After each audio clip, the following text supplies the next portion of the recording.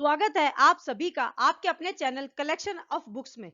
इस श्रृंखला में जारी है श्रीमान राजेश पाटिल के जीवन पर उन्हीं के द्वारा लिखित किताब मां मैं कलेक्टर बन गया, जिसमें आज आप सुनेंगे भाग 3, जिसका शीर्षक है यदि तुम फेल हो गए तो। इसमें आप जानेंगे कि कैसे वे पैबंद लगी हुई चड्डी पहनकर ही स्कूल में जाते थे। बचपन में अपने पिता के हस्ताक्षर भी वे स्वयं कर लेते थे और परीक्षा में किस प्रकार वे बिना डरे खुलेआम नकल कर लेते थे।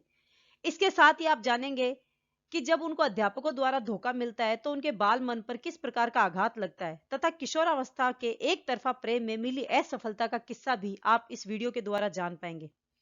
तो वीडियो को बिना स्किप के पूरा सुनिए। आप हैरान रह जाएंगे श्रीमान राजेश पाटिल के बचपन के बारे में जानकर। सच में गरीबी से कलेक्टर बनने का उनका सफर हैरान करने वाला है। इसके अलावा आप डिस्क्रिप्शन बॉक्स या प्ले लिस्ट में जाकर हमारे अन्य वीडियो भी सुन सकते हैं। यदि आप सच में किताबों से प्रेम करते हैं तो आपको सभी वीडियोस बहुत पसंद आएंगे। तो आइए बिना देर किए शुरू करते हैं आज का वीडियो। ताई अन्ना पढ़े लिखे नहीं थे, परंतु शिक्षा का महत्व वे खूब जानते थे। वैसे उन्हें अक्षर ज्ञान अवश्य था। हम भाई बहनों को अपनी क्षमता अनुसार पढ़ाने का प्रयास उन्होंने अवश्य किया था। हमारे गांव में 5वीं कक्षा तक का स्कूल था। पास के गांव निपाणे में हाई स्कूल था, परंतु मेरा और अक्का का दाखिला उन्होंने एरंडोल के हाई स्कूल में करवाया। बस के पास बनवाए थे हमने, और हम बस से एरंडोल जाया करते थे। उधम मस्ती आवारागर्दी करने की आदत के बावजूद अच्छे नंबरों से मेरा पास होना मेरे परिवारजनों को दिलासा देता था, और वे मेरा थोड़ा सा कौतुक भी कर लेते थे। भले ही हम दोनों बस से स्कूल जाया करते थे, परंतु बस का किराया भी मेरे माता पिता को आर्थिक तौर पर पूरा करना कठिन लगता था। इसलिए हर इतवार अक्का मजदूरी करती थी और मैं प्रतिदिन एरंडोल से डबल रोटी लाता था और सुबह सुबह गांव में बेचता था। 2 दर्जन डबल रोटी बेचने पर मुझे 3 रुपए मिलते थे। स्कूल जाने से पहले कई बार हम दोनों सब्जी की टोकरी लेकर गांव में एक चक्कर भी लगा लिया करते थे। हमारी छोटी सी कमाई का वह भी एक साधन था। इतनी मेहनत के बावजूद अक्का को 9वीं कक्षा में ही स्कूल छोड़ना पड़ा। इसके 2 कारण थे। पहला कारण था परिवार का बढ़ता खर्च, और दूसरा था 2 छोटी बहनों को संभालने की जिम्मेदारी। अक्का के घर रुक जाने से कमाई तुरंत शुरू हो गई। जब स्कूल से नाम निकलवाने की बात चली तब मास्टर जी इसके बिल्कुल खिलाफ थे, क्योंकि वह बुद्धिमान छात्रा थी। परंतु ताई अन्ना के पास और कोई चारा था ही नहीं। अक्का का स्कूल असमय छूट जाना मेरे कोमल मन पर आघात कर गया। मेरे गांव से एरंडोल स्कूल में जितनी भी लड़कियां जाती थी, उन सब में मेरी अक्का पढ़ाई में, आचरण एवं व्यवहार में सर्वाधिक सरस थी। मुझ पर उसकी धाक भी थी। सारी जिम्मेदारियों को संभालते हुए वह पढ़ाई भी कर लेती थी। वह मेरे लिए एक प्रेरणा भी थी। उसके अचानक स्कूल छोड़ देने पर मैं अपने आप को असुरक्षित महसूस करने लगा। जैसे मोटे काष्ठ के सहारे पानी में तैरना आसान लगता है, परंतु यदि अचानक उसका सहारा छूट जाने से जिस तरह की असुरक्षित होने की भावना उभर आती है, ठीक वैसा ही मैं अक्का के प्रति महसूस करने लगा था।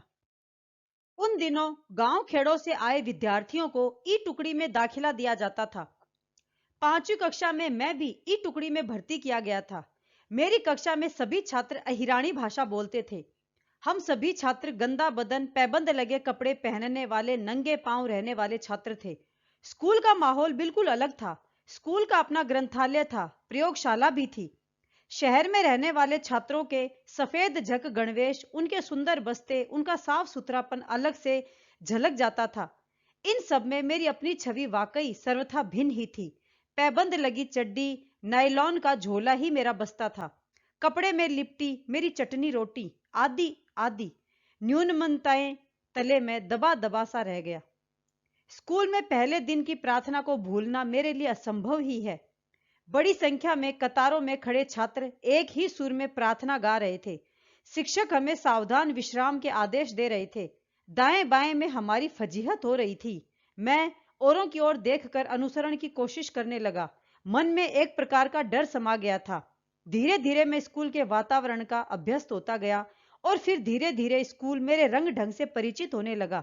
मेरे गांव से बहुत कम छात्र छात्राएं एरंडोल के हाई स्कूल में दाखिल होते हैं। वे ही छात्र वहां आते हैं जिनके पास पैसा है और जिन्हें पढ़ाई की लगन भी है। बाकी सभी लड़के लड़कियां 5 किलोमीटर पर बसे निपाणे के स्कूल में पैदल आते जाते हैं।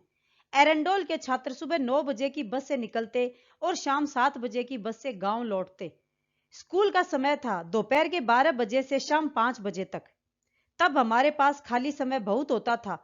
यह समय हम मटर गश्ती में बिताया करते। एरंडोल में इधर उधर डोलना, टोली बनाकर गपशप करते रहना, क्रिकेट अथवा गुल्ली डंडा खेलना, कंचे खेलना हमारा परम कर्तव्य बन गया था। उन दिनों शाम 6:30 बजे बस अड्डे पर बस के लगते ही वहां खड़े सभी बच्चे मधुमक्खियों की तरह बस में घुसने की कोशिश में अपनी सीट पकड़ने में जुट जाते। पल भर में बस पूरी तरह से भर जाती थी। सीट हासिल करने में आपसी झगड़े रोज रोज होते थे। एक गांव के विद्यार्थियों के गुट के साथ दूसरे गांव के गुट में जमकर झगड़ा होता था। बस आने से पहले ही गांव के क्रमानुसार लड़कों के झुंड अपनी सुनिश्चित जगह पर बैठकर बस की प्रतीक्षा करते।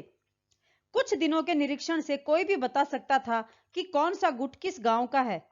इतनी उनकी आपसी एकजुटता थी।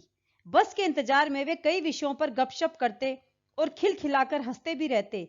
स्कूल में गरीब गाय सा प्रतीत होने वाला छात्र भी इस टोली में दिल खोलकर हंसता दिखाई देता था। इन गुटों के प्रमुख विद्यार्थियों को बड़ा मान मिलता था, क्योंकि वे कई वर्षों से स्कूल आने जाने का अनुभव ले चुके थे। नए सदस्य जरा सा दबे दबे से रहते हैं शुरू में, फिर वे भी अभ्यस्त हो जाते हैं उस माहौल के। जितना अधिक अनुभव उतना अधिक मान। बड़ी कक्षा के विद्यार्थी छोटी कक्षा के विद्यार्थियों को बड़ा परेशान करते हैं। बड़े लड़कों के साथ छोटों को कुश्ती खेलनी पड़ती थी। इसका आनंद बड़ी कक्षा के लड़के खूब लेते थे। आपसी झगड़े करवाना और हंसते हुए उसका आनंद लेना उनका हमेशा का खेल था। छोटे लड़कों को परेशान करने के और भी कई घृणास्पद तरीके थे। स्कूल के बाहर अपनी दादागिरी दिखाने वाले छात्र स्कूल में भीगी बिल्ली की तरह दुबके दुबके रहते थे। कक्षा की अंतिम बेंच पर बैठते थे। न्यूनता की भावना से घिरे, आत्मविश्वास खोए ऐसे विद्यार्थियों के सम्मुख उनका भविष्य एक समस्या बनकर प्रकट होता था। मेरे सारे दोस्त भी शैतान ही थे। हमारा ध्यान पढ़ाई के बजाय अन्य बातों की ओर अधिक होता था। ताई के कड़े अनुशासन की वजह से मेरे पास पैसे कभी नहीं होते थे, परंतु मेरे दोस्तों की बात ऐसी न थी। वे पढ़ना लिखना जानते थे, अतः उन्हें घर से कुछ माल बाजार में बेचने की जिम्मेदारी सौंपी जाती थी। वे उसमें से कुछ पैसे अलग रख लेते। स्कूल के समय में सिनेमा देखने, वीडियो देखने भाग जाते। होटल में खाते पीते। कभी कभी मुझे भी साथ ले जाते। भोजन की छुट्टी का समय सिनेमा शुरू होने का समय होता था। छुट्टी की घंटी बजते ही हम अपने बस्ते लेकर गलियों में से होते हुए तेजी से भाग जाते थे।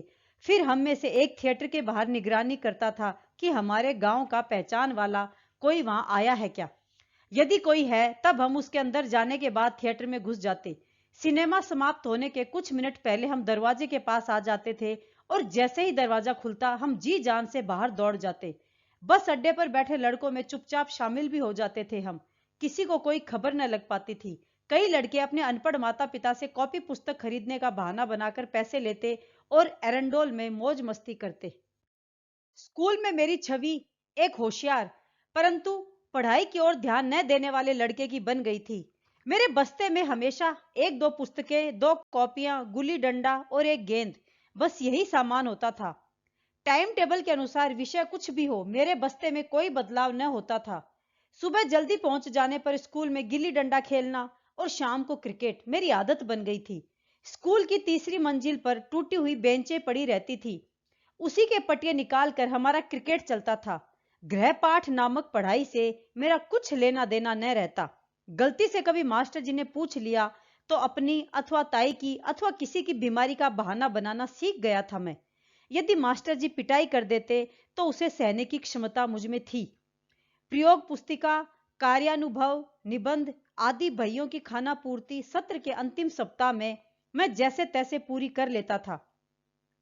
सत्र के अंत में मौखिक परीक्षा होती थी, जिसमें तमाम बहियों के नंबर भी जुड़ते थे। परीक्षा के दिन किसी और की बही के पन्ने फाड़कर उस पर मास्टर जी के हस्ताक्षर करवा लेने का गोरख धंधा भी मैंने कई बार किया है। आज भी स्कूल के कुछ किस्सों की याद आने पर मुझे खूब हंसी आती है। स्कूल में सभी छात्रों की प्रगति पुस्तक हुआ करती थी। तिमाही, छमाही और वार्षिक परीक्षा में उसे पिता के हस्ताक्षर हेतु घर पर भेजा जाता था। जिन दोस्तों के माता पिता अनपढ़ थे उन तक प्रगति पुस्तक नहीं पहुंचती थी, परंतु मेरे घर का अनुशासन कुछ कड़ा था। आपातकालीन स्थिति के लिए मैंने अन्ना के हस्ताक्षर की नकल सीख ली थी। आड़े समय अर्थात नंबर कम मिलने पर वह मेरे खूब काम आई। ऐसे समय में मैं उसे समय से पहले ही स्कूल में जमा करवा देता था। अन्ना के ध्यान में यह चालाकी नहीं आ पाती थी। मेरी शैतानी एवं आचरण की वजह से किसी न किसी तरह मुझे सर के सामने सदैव पेश होना पड़ता था।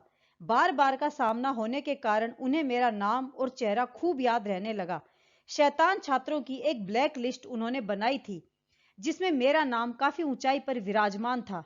जब भी कभी मेरी कक्षा का मॉनिटर मुझे उनके पास ले जाता, उनके चेहरे पर दो प्रकार के भाव होते। या तो वे हंसकर मुझे उपदेश देते, अभी समय है, कुछ करो, ऐसा मुझे समझाते और वापस कक्षा में भेज देते। यदि किसी कारण से वे पहले से ही नाराज रहे हों, तो वे मुझे दो तमाचे मारते और गालियां देकर बाहर निकाल देते। मुझ पर इन दोनों बातों का कोई असर न होता था। एक दिन की बात है, हमारी टीम स्कूल की बड़ी छुट्टी में मुख्य इमारत के सामने क्रिकेट खेल रही थी। बल्ले के नाम पर स्कूल की पुरानी टूटी बेंच का पटिया था मेरे हाथ में। छुट्टी समाप्त होने को आई थी और मास्टर जी और अन्य लड़के स्कूल की ओर आ रहे थे। मैं बैटिंग कर रहा था। उसी समय मैंने एक झन्नाटेदार शॉट लगाया। एक ही पल में धप की बड़ी आवाज आई और अचानक कोई मैदान में नीचे बैठकर तिलमिलाने लगा था। देखते ही देखते मेरे सारे दोस्त गायब हो गए थे और मैं हक्का बक्का वहीं खड़ा था, हाथ में बैट लिए। मेरी बॉल हेडमास्टर जी के कूल्हे पर आघात कर गई थी। वे दर्द से परेशान वहीं जमीन पर बैठ गए थे। मुझे फिर सर के सामने पेश किया गया। मैं थोड़ा सा डर गया था, परंतु मन ही मन सजा भुगतने को तैयार भी था, क्योंकि अब तक इस सब की आदत हो गई थी। इस मामले से निपटने के लिए मुझे कुछ अधिक सहन करना पड़ा था। पढ़ाई करने में मुझे बहुत अधिक रुचि न थी, परंतु इतिहास, भूगोल तथा मराठी का मेरा ज्ञान अच्छा था। बचपन से वीरों की कथाओं का, बुद्ध की जीवनी का और इतिहास का मुझे बड़ा आकर्षण था। स्कूल के ग्रंथालय से हमें हर हफ्ते एक पुस्तक मिलने का प्रावधान था। मैं ग्रंथालय को घूस देकर अधिक पुस्तकें लाने में सफल हो जाता था। कभी कभी तो एक ही हफ्ते में मैं 8-10 पुस्तकें भी पढ़ लेता था। इसी के फलस्वरूप मैं रामायण, महाभारत, शिवाजी, महाराणा प्रताप, पेशवा आदि पर उपलब्ध कई लेखकों की पुस्तकें पहले ही पढ़ चुका था। इसलिए कक्षा में पढ़ाया जाने वाला इतिहास मुझे बहुत ही सरल लगता था। मास्टर जी के हर सवाल का जवाब मेरे पास अवश्य होता था। मेरे जवाब को सुनकर सभी आश्चर्य में पड़ जाते थे। बाकी विषयों की परीक्षा में मुझे नकल का सहारा लेना पड़ता, जैसे परीक्षा शुरू होने से पहले दीवार पर आकृतियां बनाए रखना, छोटे से कागज में महत्वपूर्ण मुद्दे दर्ज कर उसका सहारा लेना आदि तरकीबों में मैं माहिर हो गया था। मेरे साथ बैठने वाले अन्य छात्रों के पास यह गुण भी न था, अतः वे फेल हो जाते थे। मुझे मेरे प्रिय इतिहास ने और नकल ने स्कूल की परीक्षाओं के संकट से उबार लिया और मुझे अच्छे नंबर भी दिलवाए। नकल का एक किस्सा मुझे हमेशा स्मरण रहता है। 6 माही परीक्षा चल रही थी।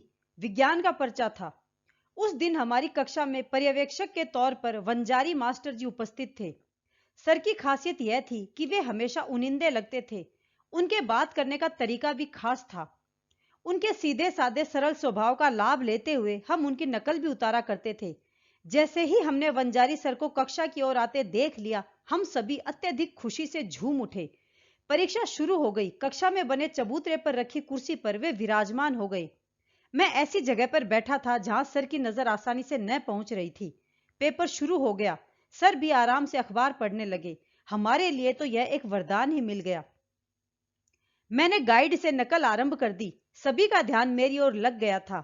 मेरे पेपर की नकल मेरे पीछे बैठे लड़के ने आरंभ कर दी। धीरे धीरे यह छूत की बीमारी सारी कक्षा में फैल गई। सारा मामला बिल्कुल शांतिपूर्ण वातावरण में आराम से चल रहा था। इसी दौरान हेडमास्टर जी भी हमारी कक्षा का अवलोकन करने आए थे, परंतु कक्षा की शांति देखकर प्रसन्नता से लौट गए। मेरी अगली कतार में मेरी कक्षा का सबसे बुद्धिमान छात्र संग्राम बैठा था। हमें नकल करते देख प्रतिपल उसकी बेचैनी बढ़ रही थी। उसे अपना अव्वल नंबर खोना न था। उससे रहा न गया और उसने वंजारी मास्टर जी को नींद से जगाकर सारा माजरा बता दिया। मास्टर जी ने मुझे अपने पास बुलाया। वे गुस्से से उबल रहे थे। उन्होंने जोर से मेरे दोनों कानों को कसकर मरोड़ा। उनका यह रूप मैं पहली बार देख रहा था। मैं डर गया था। संग्राम के चेहरे पर खुशी छलक रही थी। कैसा सबक सिखाया का भाव उसके चेहरे पर था। मास्टर जी ने तैश में आकर मुझे 4 झापड़ रसीद दिए। जितनी तेजी से वे नाराज हुए थे, उतनी ही जल्दी उनका गुस्सा ठंडा पड़ता गया। उनकी नरमाई को मैंने भांप लिया और मैं तुरंत गिड़गिड़ाने लगा। शुरू में उन्होंने मुझे हेडमास्टर जी के पास भेजने की धमकी दी और मुझे पर्चा छोड़कर निकल जाने को कहा, पर मैं वहीं रुका रहा। तब उन्होंने कक्षा में सबके सामने मुझे 50 उठक बैठक लगाने की और बाद में मैदान के 5 चक्कर लगाने की सजा फरमा दी।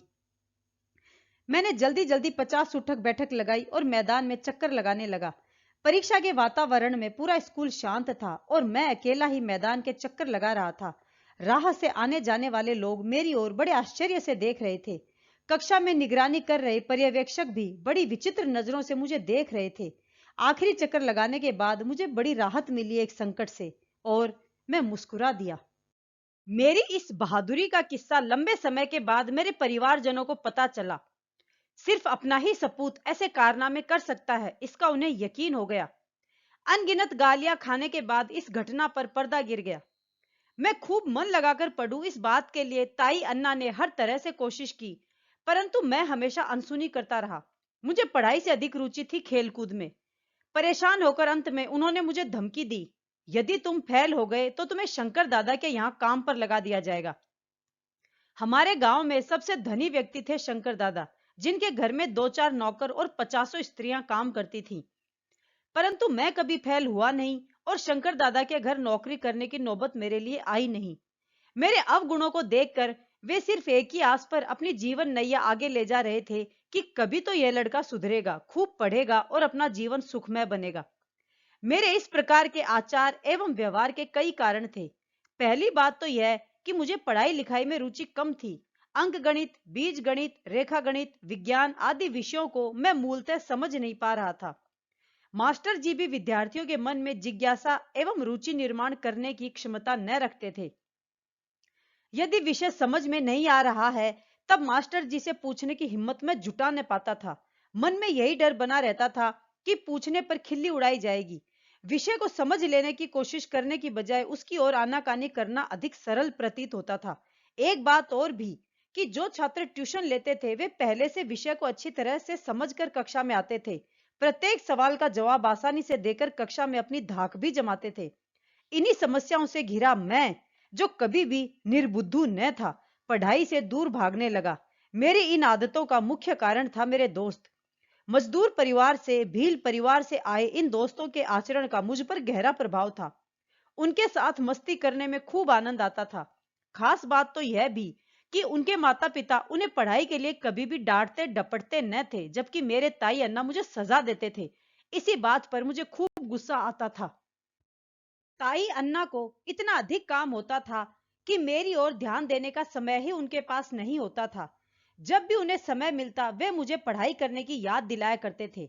मेरा बाल मन खेल कूद की ओर अधिक आकर्षित था, इसमें कोई शक नहीं। अच्छी पढ़ाई करके जीवन में आगे बहुत कुछ करना है, यह विचार भी मुझसे कोसों दूर था। मेरी स्कूल की प्रगति ने मुझे ऐसा विश्वास भी कभी दिलवाया नहीं। पुस्तकों में लिखे ज्ञान को समझ लेना है और उसका अभ्यास करना है, यह बात ही मेरी समझ से बाहर थी। मेरी खेल की रुचि देखकर भी किसी टीम में शामिल होने का मौका मेरे स्कूल ने मुझे कभी नहीं दिया।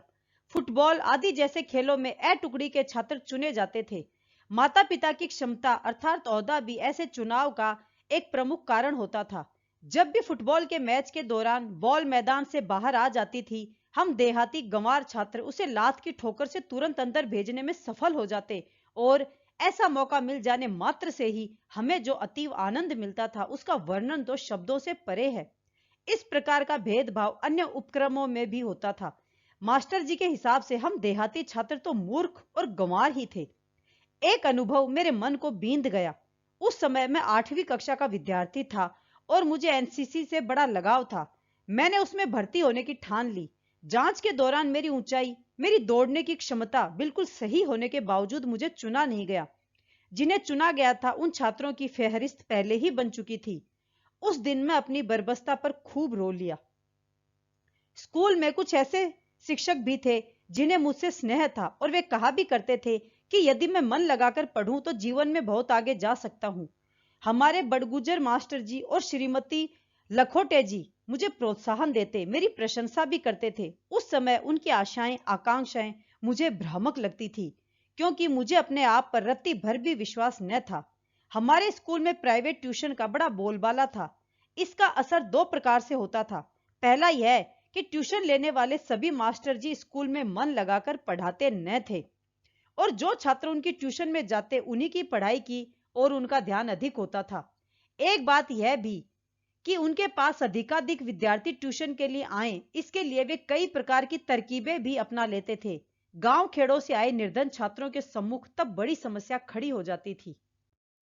हमारे एक मास्टर जी ने सत्र के आरंभ में ही छात्रों से ट्यूशन आने का आह्वान करते हुए एक आश्वासन यह भी दिया कि गरीब छात्रों को मैं मुफ्त में पढ़ाऊंगा। उनके आश्वासन का असर अच्छा रहा। कक्षा के आधे से अधिक छात्र उनके यहाँ पढ़ने जाने लगे। हम 3 गरीब विद्यार्थी उनके घर पढ़ने जाया करते थे। कुछ ही दिनों में उनकी चालबाजी हमारी समझ में आ गई। वे गरीब छात्रों की मदद का ढोंग कर रहे थे। ट्यूशन के दौरान हम तीनों को वे घर के काम की आज्ञा देने लगे। फिर कुछ दिनों के पश्चात हम तीनों को इसलिए निकाल दिया कि हम किसी काम को ठीक से कर नहीं पा रहे थे। यही आरोप हम लोगों को बींध गया। उनका यह व्यवहार हमें कितनी गहरी चोट दे गया, क्या कहें। हमारे स्कूल के कुछ पुराने मास्टर जी वाकई बहुत अच्छे थे। वे खूब मन लगाकर पढ़ाते थे। विद्यार्थियों के बीच उनकी धाक बनी हुई थी। हमारे हेडमास्टर जी भी कड़े स्वभाव के थे, परंतु दुर्भाग्य से धीरे धीरे माहौल और परिस्थिति बदलने लगी। जिन अनुभवी लोगों को शिक्षा में रुचि थी और जिन्होंने इसी लगन से स्कूल की स्थापना की थी, वे पुराने वृक्ष धीरे धीरे ढहते गए और व्यवस्थापन ऐसे गीदड़ों के हाथ में आ गया जिनका एकमात्र उद्देश्य और भगवान था पैसा। जिस स्कूल में कभी शिक्षक की गुणवत्ता को परख कर उन्हें पढ़ाने का मौका दिया जाता था, वहां अब यह पेशा नीलामी पर चलने लगा है। लाखों रुपए के बदले में पाए गए पद पर विराजे शिक्षकों को पढ़ाने में कोई रुचि नहीं रह गई है। वे कई अन्य घपलों में लिप्त हो जाते हैं। शिक्षा के इस पवित्र क्षेत्र में जो घुन लग गया है, वह इसे बर्बादी की राह पर ले जा रहा है। मेरी तरह कितने ही गरीब परिवारों की संतानें गांव खेड़ों से शहर आती हैं अध्ययन के लिए। माँ पिता की आंखों में अपने जाए के पढ़ने लिखने का, उसके उज्जवल भविष्य का सपना साफ साफ झलकता दिखाई देता है, परंतु बच्चों के पास उस लगन का पूर्णतः अभाव ही दिखाई देता है। हर तरह की न्यूनता से घिरे इन बालकों में आत्मविश्वास का अभाव होता है। स्कूल में दाखिला लेने के पश्चात उनका सामना सबसे पहले होता है गणित तथा अंग्रेजी विषयों से, जो उनके लिए एक घोर समस्या है। मन में समाया डर, आत्मविश्वास का अभाव, असफल विद्यार्थियों की गलत सलाह की वजह से इस समस्या की ओर देखने का उनका दृष्टिकोण ही बदल जाता है। उन्हें यह दृढ़ विश्वास हो जाता है कि इन विषयों से पार पाना उनके बस के बाहर की बात है। फिर वे समस्या से भिड़ने के बजाय उससे दूर भागना पसंद करने लगते हैं। अपने परिवार में, समाज में और स्कूल में जिस प्रतिकूल वातावरण से वे घिरे रहते हैं, वह उनके मन में हिम्मत, दृढ़ता और संकल्प का निर्माण नहीं कर पाता है। छात्रों को लीक से हटकर कुछ करने की उमंग ही पैदा नहीं हो पाती है। बस उसी पुरानी लीक पर चलते हुए जैसे तैसे स्कूल की अंतिम परीक्षा पास कर लेना और फिर कॉलेज में भर्ती हो जाना। अध्यापक जी जो पढ़ा दे उसी को सिर्फ कंठस्थ करते हुए 5 वर्षों की पढ़ाई जैसे तैसे पूरी कर लेना और डिग्री का टीका माथे पर लगवा लेना। दुख की बात यह है कि छात्रावस्था के आरंभ काल से लेकर युवक होते होते तमाम परीक्षाओं को जैसे तैसे पार करने के दौरान यह प्रश्न कभी भी नहीं सताता है, मन में उठता भी नहीं है कि हम क्या पढ़ रहे हैं, हमारी क्षमताएं क्या हैं और हमें जीवन में क्या हासिल करना है। वही पुरानी लीक जीवन की परिपाटी बन जाती है। परिवार के एवं गांव के शिक्षित बेरोजगार लोग तो पढ़ने लिखने वाले लोगों के लिए वाकई एक समस्या बन जाते हैं। वे कहते रहते हैं, पढ़ने से किसी का भला होता है क्या? हमारी ओर देखो, गांठ में पैसा नहीं है इसलिए नौकरी नहीं है, घर में फोकट बैठे हैं। गांव खेड़ों में इसी बात का प्रचार एवं प्रसार होता रहता है कि सिफारिश अथवा रिश्वत के बगैर नौकरी मिलना असंभव ही है, चाहे जितना पढ़ लो। उनकी पहुंच बड़ी सीमित रहती है। कहीं बाबू बन गए अथवा चपरासी या फिर पुलिस में भर्ती हो गए। वे किसी जगह पर इंटरव्यू को जाते समय अपने साथ रुपयों की थैली अवश्य ले जाते हैं। यही मार्ग वे परीक्षा के लिए जाते समय भी अपनाते दिखाई देते हैं। बेरोजगार युवक के विवाह के समय दहेज में आई रकम उसकी नौकरी की रिश्वत के लिए अलग से निकाल कर रखने का रिवाज सा बन गया है। जिन मध्य वर्गीय परिवारों में एक से अधिक लड़के हैं, वहां भाइयों के बीच आपसी कलह न उपजे, इसके लिए किसी एक को घर से बाहर भेजने के लिए पैसों का इंतजाम अवश्य कर लिया जाता है। इस समस्या से निपटने के लिए समय पड़ने पर वे खेती भी बेचने को तैयार रहते हैं। इस प्रकार के वातावरण में यदि कोई युवक परिस्थिति को मात देने हेतु यदि हिम्मत दिखाता है, तब उसे 3 स्तरों पर जूझना पड़ता है। पहला स्तर है परिवार की मानसिकता का। परिवारजनों को पूरा विश्वास दिलवाना और दूषित विचारों को उनके मन से बाहर निकाल देने का काम यत्न पूर्वक करना पड़ता है। दूसरा स्तर है सामाजिक मानसिकता का, उसकी गलत विचार पद्धति का। इससे जूझना जरा मुश्किल काम है। जो आगे बढ़ना चाह रहा है उसका आत्मविश्वास और उसकी उड़ान की आकांक्षा को ही यह सामाजिक मानसिकता कुंठित कर देती है। ऐसी स्थिति में किसी भी हालत में अपने ध्येय से विचलित न होना ही बड़ा महत्वपूर्ण काम है। तीसरा और अंतिम स्तर अपने ध्येय से चिपके रहने का है। इस स्पर्धा में पहले सफलता पाने के लिए पूरी तरह से अपने आप को उसमें झोंक देना है, अन्य प्रतिस्पर्धियों जितनी ही मेहनत करनी है।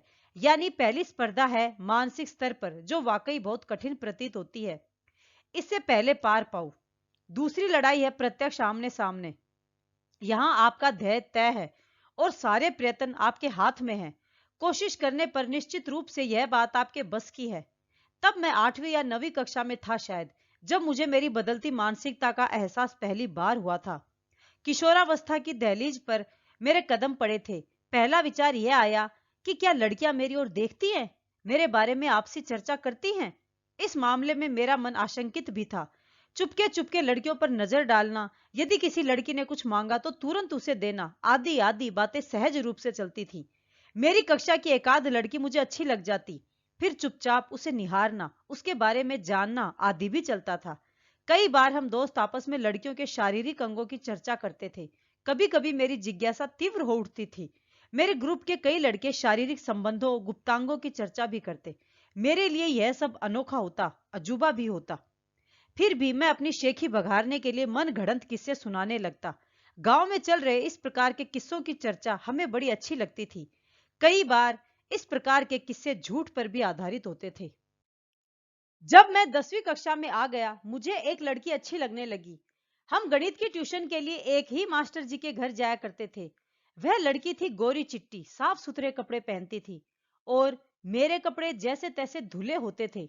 अपना बस्ता और खाने का डिब्बा संभालते हुए मैं चोरी चोरी उसे निहार लेता था। वह अपने भाई के साथ आया करती थी। गेट से क्लास तक आने तक मैं उसे कई बार देख लिया करता, परंतु 10वीं के पूरे साल मैं उससे एक बार भी बात करने की हिम्मत जुटा न पाया था। वार्षिक परीक्षा में वह कभी कभार दिखाई दे जाती और मेरा मन आतुर हो उठता। परीक्षा के बाद हम दूर चले जाएंगे, यह विचार मन को कुछ बेचैन कर जाता। मैं 10वीं की परीक्षा अच्छे नंबरों से पास हो गया।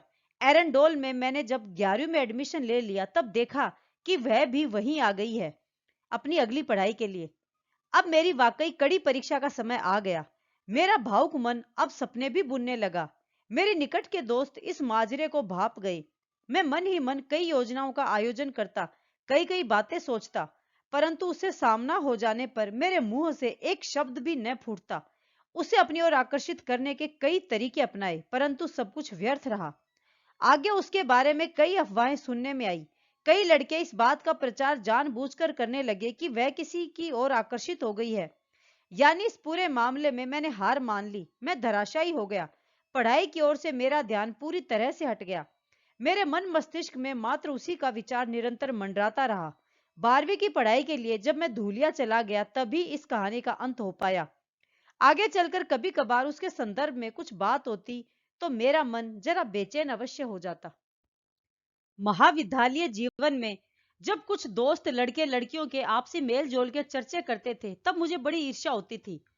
तब मन में कई विचार उमड़ घुमड़ जाते कि काश मैं भी गोरा चिट्टा होता, मेरे कपड़े शानदार होते, तब लड़कियां मुझसे भी बातें करती।